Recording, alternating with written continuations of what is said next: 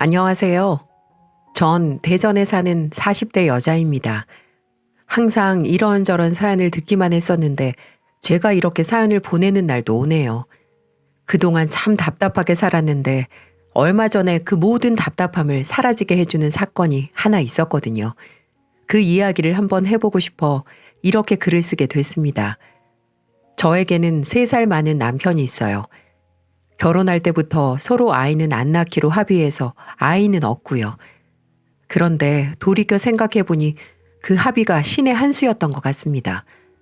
덕분에 남편과의 관계에 미련 두지 않을 수 있었고 그 덕분에 제가 더 당당할 수 있었으니 말이에요. 저랑 남편이 결혼한 지는 10년이 채 되지 않았습니다. 같은 직장에서 일하다가 사귀게 됐고 늘 열심히 일하는 남편의 모습에 반해 결혼까지 결심했어요. 또 결혼할 당시에 시댁에서 아파트를 마련해 주실 수 있다고 해서 신접살림에 대한 큰 걱정도 할 필요가 없었죠. 그렇게 7년을 살았습니다. 7년 동안은 아무런 문제도 없었어요. 남편은 열심히 직장에 다녔고 저는 결혼과 함께 일을 그만둔 뒤 전업주부로 생활했죠. 어차피 아이도 없고 둘만 살면 되니까 남편 벌이로도 부족함 없이 지낼 수 있었습니다. 그런데 7번째 결혼 기념일 날 남편이 충격적인 선언을 하더군요. 나 이제 사업하려고. 어? 갑자기 무슨 사업이야. 여태 직장만 다니던 사람이. 승진도 자꾸 밀리고 밑에선 창창한 애들이 치고 올라오지. 위에선 선배들이 찍어 누르지. 더러워서 더는 못 해먹겠어. 나도 그냥 사업이나 하려고. 뭐? 아니 그래도 좀 더 생각을 해보고. 이미 사표 냈어. 퇴직금도 받았고. 당신한텐 아직 얘기 안 했는데 사무실 자리도 하나 받은 게 있거든. 내일 같이 보러 가자. 저는 어안이 벙벙했어요. 무슨 바람이 불어서 저러나 싶어 걱정도 되고 날 놀리는 건가 싶기도 했죠. 그런데 다음날 진짜 남편은 출근을 하지 않았고 점심을 먹자마자 저를 데리고 한 오피스 건물로 가더군요. 그리고는 작은 사무실 하나를 보여줬죠. 여기가 이제 우리를 부자로 만들어줄 베이스 캠프야. 기대에 벅차하는 남편을 보며 참 뭐라 말을 해야 할지 모르겠더군요. 이미 사표를 냈다니 그걸 물으라고 할 수도 없고 말이죠. 아니 그래서 갑자기 무슨 사업을 한다는 건데? 아이템은 있어? 아이템이랄 게 뭐 있나? 배운 게 도둑질이라고 지금까지 하던 거 해야지. 유통업이나 해보려고. 이게 회사 소속이면 월급쟁이밖에 안 되지만 내가 직접 하면 수입이 전부 다 내 거잖아. 언제까지 월급만 받고 살면서 만족할 순 없잖아. 안 그래? 당당한 남편의 모습에 말을 잃은 저는 일단 믿어보기로 했습니다. 저렇게 자신만만해하니 뭐 믿는 구석이라도 있겠지 싶었거든요. 그렇게 그 자신만만함은 정확히 1년 만에 사라졌습니다. 코로나가 터지면서 유통업계에 찬바람이 불기 시작했던 겁니다. 남편은 어떻게든 버텨보겠다고 대출을 있는 대로 받더군요. 아니 대출을 이렇게 많이 받아도 돼? 차라리 사업 접고 우리 다시 시작하자. 그게 낫지 않겠어? 내가 어떻게 꾸린 사업인데 그걸 그만둬? 안 돼. 난 절대 포기 못해. 그렇게 남편은 신용대출, 정부자금대출, 집담보대출까지 심지어 사금융까지 있는 대로 다 끌어다 쓰고 결국 망했습니다. 한 달에 내야 할 대출 이자만 200만 원에 달했어요. 그것도 이자만 그렇지 원금까지 같이 내면 도저히 감당이 안 될 수준이었습니다. 당장 이자를 못 내면 집에서 쫓겨날 판인데 그 이자를 내는 것조차 너무 힘든 일이었죠. 결국 저는 전업주부를 그만두고 다시 취업전선에 뛰어들었습니다. 하지만 7년이나 경력이 단절된 여자를 누가 써주나요? 제가 할 수 있는 건 집 근처 마트에서 캐셔로 아르바이트를 하는 것뿐이었어요. 아침부터 저녁까지 풀타임으로 일해 겨우겨우 이자 메꾸며 죽지 못해 살고 있었는데 과로를 해서 그런지 얼마 가지 못해 몸에 이상이 생기기 시작하더라고요. 큰 병은 아니었지만 당분간 일은 쉬는 게 좋겠다는 의사 선생님의 소견에 저는 결국 아르바이트를 줄였고 당연히 소득도 줄어들어 대출 이자를 연체하니 얼마 가지 않아 집이 경매에 넘어간다며 통보가 왔습니다. 그야말로 집도 절도 없이 길거리에 나앉을 신세였죠. 그때 어느 날 친정어머니가 찾아왔습니다. 반찬을 싸들고 오신 어머님은 제 수척해진 얼굴을 보고 깜짝 놀라하시며 사정을 묻기 시작했어요. 아니 얘, 너 얼굴이 왜 그래? 무슨 일이야? 아무것도 아니야. 요즘 몸이 좀 안 좋아서 그런 거야. 신경 안 써도 돼, 엄마. 신경 안 쓰긴. 내가 지금껏 평생 키워왔는데 네 표정 보면은 딱 봐도 모르겠어? 빨리 엄마 애간장 태우지 말고 어서 말해봐. 무슨 일인데? 사실은 그때서야 저는 친정엄마에게 모든 사실을 말했습니다. 그러자 엄마는 저를 꼭 안아주면서 살다 보면 이런 힘든 일들도 한두 번 겪게 된다며 위로의 말씀을 해주셨어요. 그리고 작은 아파트로 들어가라며 그동안 모아놓으셨던 돈을 얼마 후 제게 주셨습니다.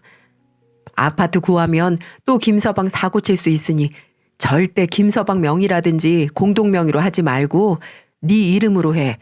알았어? 그렇게 단단히 말씀을 하시면서요. 그렇게 친정의 도움으로 현금과 부족한 부분은 전세자금 대출로 해결해 제 명의의 아파트 하나를 겨우 마련했어요. 결국 대출 하나가 또 추가된 셈이었지만 그래도 발 뻗고 누울 자리가 생겼다는 것만으로도 다행이었죠. 그런데 그게 남편한텐 독이 된 모양이에요.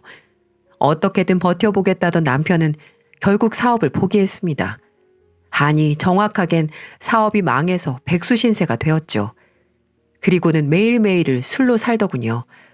저는 몸이 안 좋아도 어떻게든 대출이자 갚고 다시 일어서 보려고 아르바이트도 다시 늘리고 아침에 눈 떠서 저녁에 눈 감을 때까지 일만 하는데 남편은 그저 하루하루를 술로 살더군요. 제가 출근할 때마다 남편 밥을 차려놓고 나가는데 그마저도 안 먹거나 아니면 먹고 나서 식탁 위에 그대로 두는 모습에 정말 짜증이 솟구치는 날이 하루 이틀이 아니었습니다. 아니, 손가락이 부러졌어? 밥통에서 밥만 푸면 되는데 그걸 못해? 왜 밥을 안 먹냐고. 밥은 무슨, 나한텐 이게 밥이지. 이거면 돼. 그러면서 남편은 옆에 놓인 술병을 흔들어 보였습니다. 거실 꼴은 정말 말도 안 나오는 지경이었어요. 술병은 이리저리 굴러다니고 양말은 뒤집어진 채로 소파 위며 TV 밑엔 왜 들어가 있는지 며칠 동안 피곤해서 집에 오면 바로 자러 들어가고 그랬더니 진짜 가관이었죠. 아예 술을 짝으로 사다가 밥 대신 먹는지 거실로 나오기만 하면 발을 디딜 때마다 술병이 걸려 넘어질 지경이었어요. 지랄 났다 지랄 났어 아주. 아, 이 랑구에? 취직이라도 다시 해야 될 거 아니야. 언제까지 백수 건달로 살 거야. 남들 보기 쪽팔리지도 않아? 제가 버럭 소리를 지르며 잔소리를 해도 남편은 정말이지 타격이 전혀 없더군요. 이제 와서 누구 밑에 가서 어떻게 일하냐? 사장님 소리 듣던 게 엊그젠데 당신 능력 좋잖아. 이렇게 집도 턱턱 해오고. 이제 내가 주부하지 뭐. 여자만 주부로 살란 법 있나? 술에 취해 몸도 제대로 못 가누면서 개소리하는 남편을 보니 정말 속에서 열불이 나더라고요. 저는 거실 바닥에 늘어져 있는 남편을 발로 한 대 뻥 차고는 방으로 들어와 버렸습니다. 지가 맞을 걸 아는지 모르는지 남편은 희죽희죽 웃으며 그새 잠들었더라고요. 그 꼴이 어찌나 꼴 보기 싫던지 그 뒤로도 달라질 건 없었어요. 하루는 그런 일도 있었어요. 제가 직장 동료들과 간단하게 술을 한 잔 마시고 집에 들어간 날이었는데 웬일인지 남편이 집 앞에서 서성거리며 저를 기다리고 있는 거예요. 저는 속으로 그래도 마누라가 늦게까지 안 오니까 걱정은 됐나 보네 싶어서 기특하기도 하고 감동스럽기도 한 마음에 한달음에 다가가 팔짱을 탁 하고 꼈습니다. 나 걱정돼서 나왔어?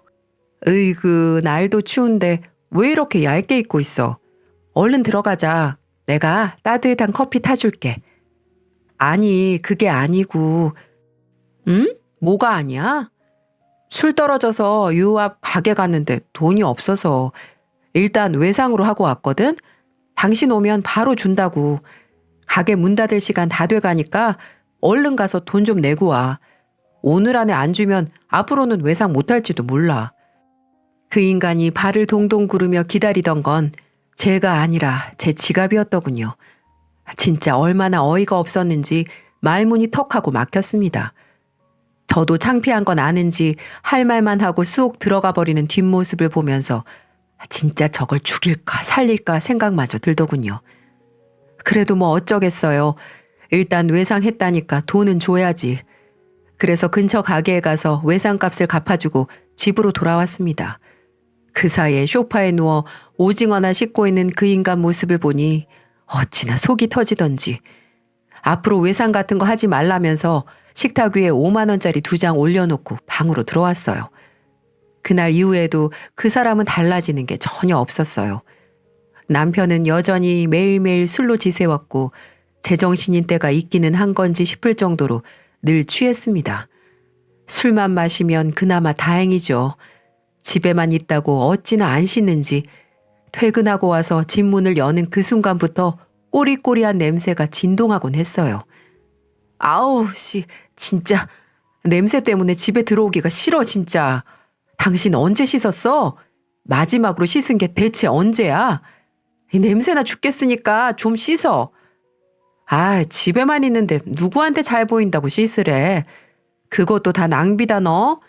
우리나라 물 부족 국가야. 물 아껴 써야지. 안 그래? 개소리하고 앉아있네 진짜. 왜?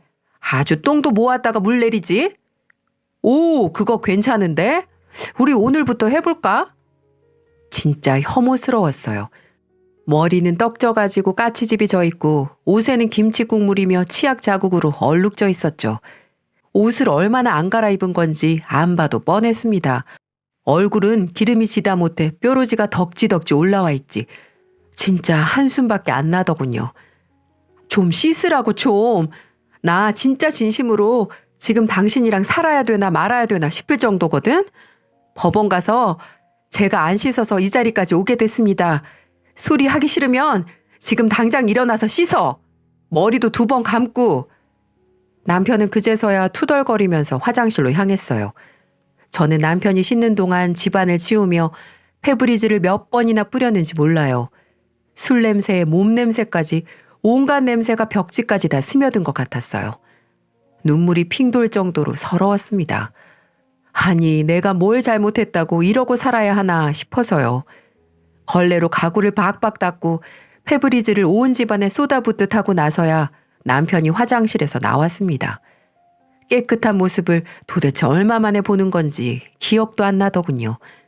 얼마나 머리를 안 감았으면 머리 한 번 감았다고 화장실이 온통 머리카락 천지가 되어 화장실 청소만 1시간을 해야 했지만 그래도 남편이 씻었다는 그 사실 하나에 저는 묵묵히 또 화장실을 청소했습니다. 한창 그렇게 실랑이 하고 청소까지 하고 나니 너무 피곤해서 자려고 하는데 시어머니로부터 전화가 오더군요. 네, 어머니 웬일로 전화를 다 주셨어요? 아유, 네가 요새 뭐 나한테 관심이나 있나? 며느리 전화 기다리다가 목 빠질 것 같아서 내가 먼저 했다. 뭐 어쩌겠니? 목마른 년이 우물 파야지. 가시돋친 말에 짜증이 살짝 났지만 저는 최대한 화를 참고 나긋나긋하게 답했어요. 아, 죄송해요. 요즘 정신이 좀 없어서 안부 전화 드린다는 걸 깜빡했어요. 앞으로는 전화 자주 드릴게요. 네 나이에 벌써 깜빡깜빡하면 어쩌니? 네 서방은 잘 지내지? 사업은 잘 되고? 우리 아들은 뭘 해도 똑부러지게 하는 놈이라 내가 걱정은 안 하는데 네가 내조를 잘하고 있는지가 걱정이다. 당신의 그 잘난 아들 지금 사업 망해서 백수 꼬라지로 살고 있다는 말이 목 끝까지 차올랐지만 또 참았어요. 아, 네, 뭐 잘 지내고 있어요. 조만간 한번 내려갈게요. 됐다, 내려올 거 없어. 할 말도 있고 해서 모레 내가 갈 테니까 그리 알고 있어. 네? 뭐래요? 이렇게 갑자기 오신다고요? 공주에서 대전까지 혼자 오시게요? 왜? 내가 뭐 못 갈 때라도 가니? 아니, 그게 아니라 아무튼 그렇게 알고 사업하는 사람은 자고로 집안이 편안해야 하는 거야. 내조 열심히 해라. 남자 사업은 여자 하기에 달린 거야. 알았어? 네. 그렇게 통화를 끝내고 나니 또 열불이 나더군요. 일주일 내내 일하다가 겨우 쉬는 주말인데 그마저도 시어머니가 올라오면 난 어떡하나 싶어서요. 그래서 씩씩거리며 거실로 나갔어요. 남편은 술병이 나뒹구는 거실 중앙에 턱하니 자리를 잡고 앉아 낄낄거리며 TV를 보고 있더군요. 역시나 술과 함께 말이죠. 저는 성큼성큼 다가가서 주변을 둘러봤어요. 다 마신 맥주 피처 페트병 하나가 있더라고요. 그걸 손에 들고 있는 힘을 다해 남편 머리를 내려쳤습니다. 마음 같아선 소주병으로 치고 싶었지만 그럴 수는 없으니 어쩔 수 없었죠. 아, 뭐야 갑자기. 뭐? 내가 속이 터져서 그런다. 속이. 모레 어머님 오신다니까 그때까진 술 좀 그만 마시고 제정신인 상태로 좀 있어봐. 어머님한테 이런 걸 보일 수는 없잖아. 당신 자존심 생각해서 사업 망했다는 얘기도 안 했는데 이 꼴 보시면 어머님이 참 좋아라 하시겠다. 엄마가? 엄마가 갑자기 왜? 그걸 내가 알아. 뭐 할 말이 있어서 오신다는데 어쨌든 이 지긋지긋한 술병들 좀 죄다 갖다 버리고 내가 어머님한테 다 얘기하는 걸 보기 싫으면 알아서 잘해라. 어? 저는 문을 쾅 닫고 방으로 들어왔어요. 그제서야 남편도 아차 싶었는지 날그락날그락거리며 술병 치우는 소리가 들리더군요. 집안을 쓸고 닦고 오랜만에 대청소를 하며 하루를 보내고 또 그 다음 날이 되니 시어머니가 찾아오셨습니다. 평소 같으면 터미널로 데리러 나오라고 하실 텐데 웬일인지 그날은 알아서 저희 집까지 혼자 오셨더라고요. 그때부터 뭔가 느낌이 쎄했죠. 시어머니는 현관문이 열리자마자 무슨 자석처럼 남편에게 달려가시더군요. 아이고 우리 아들 꼴이 이게 뭐야. 아주 반쪽이 됐네 반쪽이. 남편 뺨을 어루만지며 세상 애틋하게 말하는 시어머니를 보며 헛웃음이 나오려고 해 참느라 고생했습니다. 그런 제 마음을 아는지 모르는지 시어머니는 갑자기 제 쪽을 휙 노려보더니 한마디 하더군요. 너는 도대체 애 밥을 먹이는 거니 마는 거니? 못 본 사이에 애가 반쪽이 됐잖아 아주. 아유 안 되겠다. 오늘은 내가 솜씨 발휘 좀 해봐야지. 예, 넌 나가서 장 좀 봐와라. 싼 거 사지 말고 그런 거 있잖아. 유기농, 친환경 그런 좋은 걸로 좀 사와. 목록은 내가 써주마. 저는 그대로 등 떠밀리듯 마트로 향했습니다. 채소 주름 하나까지도 확인하는 시어머니 성격에 대충 사갔다가는 절 쥐잡듯 잡을 게 뻔했죠. 그래서 재료 하나하나 유기농 코너에서 고르고 고기는 제일 좋은 걸로 달라고 신신당부를 해서 사갔습니다. 한 끼 밥 차리는 재료 비용이 20만 원 돈이 들어가더군요. 덜덜 떨리는 손으로 무이자 3개월 카드를 긁고는 집으로 향했죠. 낑낑거리며 장바구니를 들고 간 저를 기다리는 건 참 기괴한 풍경이었습니다. 칠순을 넘긴 노인이 40을 훌쩍 넘긴 아들 귀를 파주고 있는 모습이었죠. 저한테 눈이 침침하다 명품 안경 좀 맞춰줘라 하시던 분이 아들 귀 파줄 눈은 있으셨나 봐요. 어머니 장 봐왔어요. 저는 일부러 헛기침을 하며 기척을 냈고 시어머니는 그래 재료 손질 좀 해놔라 하며 남편을 허벅지에 눕힌 채 깔깔 웃고 계시더군요. 모자 사이가 어찌나 다정해 보이던지 정말 반품해버리고 싶었어요. 그렇게 허리 부러지게 재료 손질을 다 해놓고 나니 시어머니가 주방으로 오시더라고요.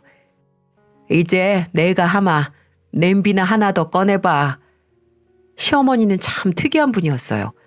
아무리 좋은 전기밥솥이 있어도 그런 건 다 믿을 거 못 된다면서 꼭 냄비밥을 고집하셨거든요. 층층이 나뉘어 맛도 없는데 어머님이나 남편은 그 밥을 맛있다고 꼭 2그릇씩 꼭꼭 비웠고요.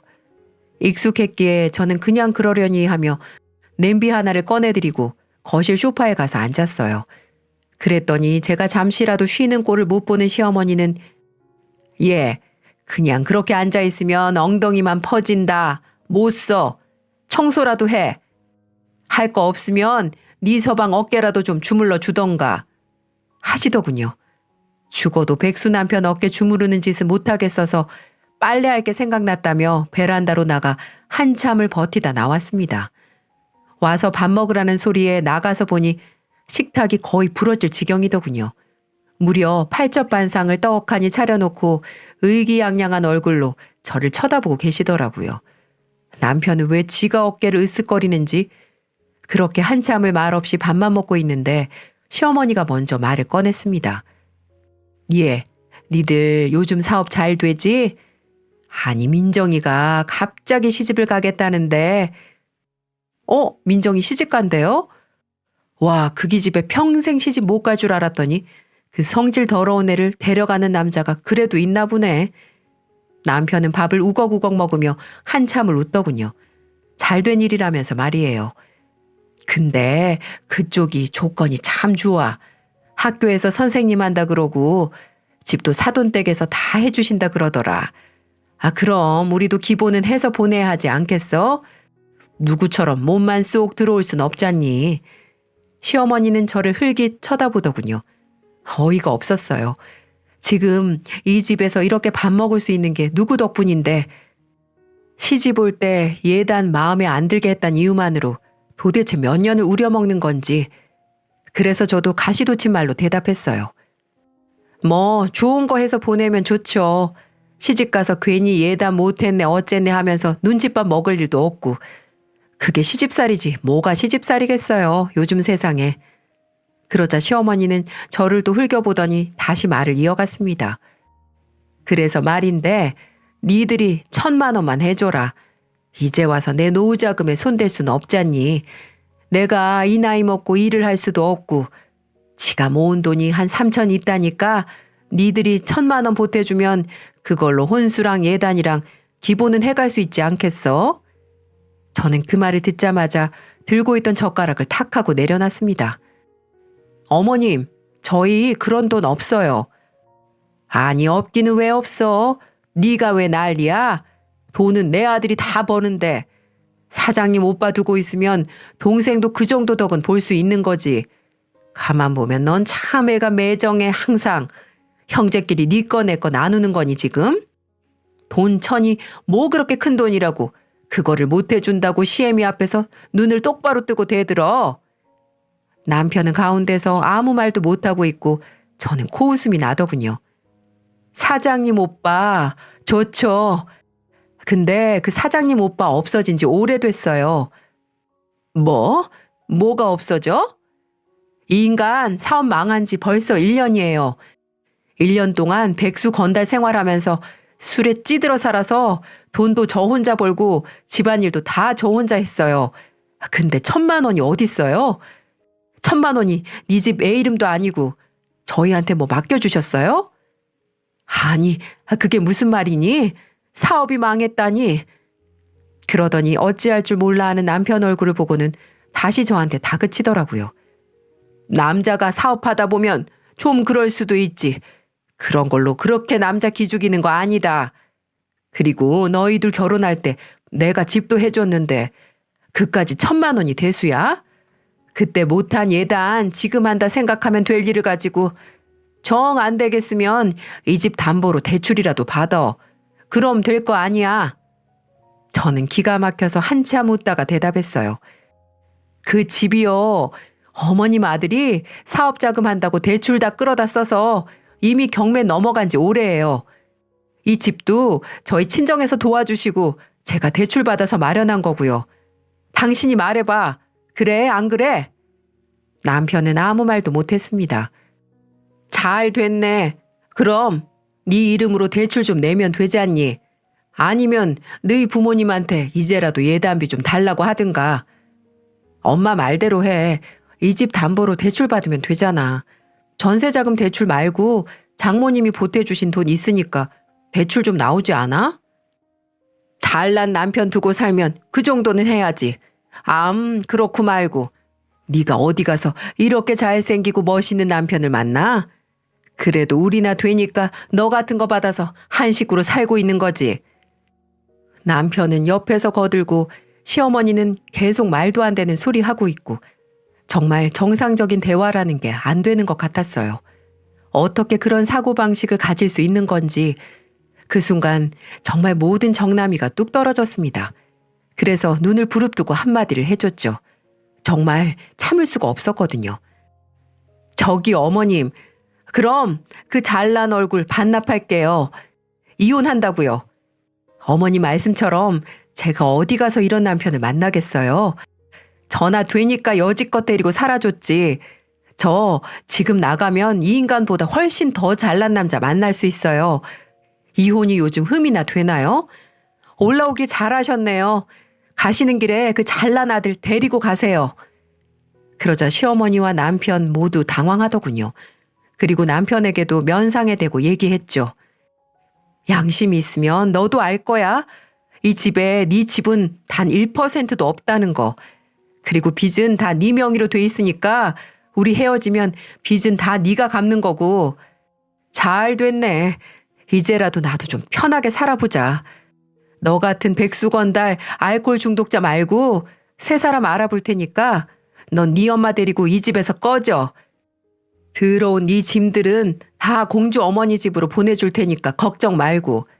냄새가 하도 나서 어디 벼룩시장에 내놔도 누가 사가겠냐? 너 남편한테 말버릇이 그게 뭐야? 네 집에서 그렇게 가르치디? 아이고, 이래서 가정교육 잘 받은 며느리를 들여야 하는 건데 내가 너무 오래 살았어.